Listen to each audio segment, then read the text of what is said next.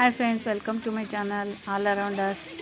ಹಾಗಲಕಾಯಿ ಪಲ್ಯ ಮಾಡುವಾಗ ಹಾಗಲಕಾಯಿನ ಮೊದಲು ಹುರ್ಕೋತೀವಲ್ಲ, ಆಗ ಅದಕ್ಕೆ ಸ್ವಲ್ಪ ಉಪ್ಪು ಸೇರಿಸಿ ಹುರಿಯೋದ್ರಿಂದ, ಈರುಳ್ಳಿ ಮತ್ತು ಉಪ್ಪು ಸೇರಿಸಿ ಹುರಿಯೋದ್ರಿಂದ ಹಾಗಲಕಾಯಿ ಕಹಿಯನ್ನು ಕಮ್ಮಿ ಮಾಡುತ್ತೆ ಉಪ್ಪು.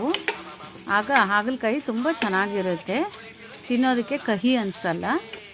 ಆಮೇಲೆ ಅದು ಬೆಂದ ಮೇಲೆ ಅದಕ್ಕೆ ಟೊಮೆಟೊ ಹಾಕಿ, ಟೊಮೆಟೊ ಒಳ್ಳೆ ಟೇಸ್ಟ್ ಕೊಡುತ್ತೆ, ನೋಡೋದಕ್ಕೂ ಒಳ್ಳೆ ಕಲರ್ಫುಲ್ಲಾಗಿರುತ್ತೆ, ತುಂಬ ಚೆನ್ನಾಗಿರುತ್ತೆ. ಹಾಗಲಕಾಯಿ ಪಲ್ಯ ಆರೋಗ್ಯಕ್ಕೆ ತುಂಬ ಒಳ್ಳೆಯದು. ಹಾಗಲಕಾಯಿ ತಿನ್ನೋದ್ರಿಂದ ಶುಗರ್ ಕಂಟ್ರೋಲ್ ಮಾಡ್ಬೋದು.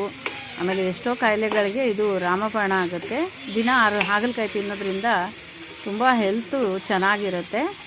ಆಮೇಲೆ ಇದು ಕಹಿನೂ ಆಗಿರಲ್ಲ, ಉಪ್ಪು ಮತ್ತು ಟೊಮೆಟೊ ಎಲ್ಲ ಹಾಕಿ ಇದನ್ನು ಫ್ರೈ ಮಾಡಿ ಇರೋದ್ರಿಂದ ತುಂಬ ಚೆನ್ನಾಗಿರುತ್ತೆ. ಇದು ನೋಡಿ ಎಷ್ಟು ಚೆನ್ನಾಗಿದೆ ನೋಡೋಕ್ಕೆ.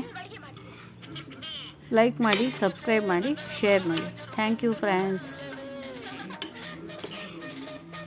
ಹಾಗಲಕಾಯಿ ತಿನ್ನಿ, ಆರೋಗ್ಯವಾಗಿರಿ.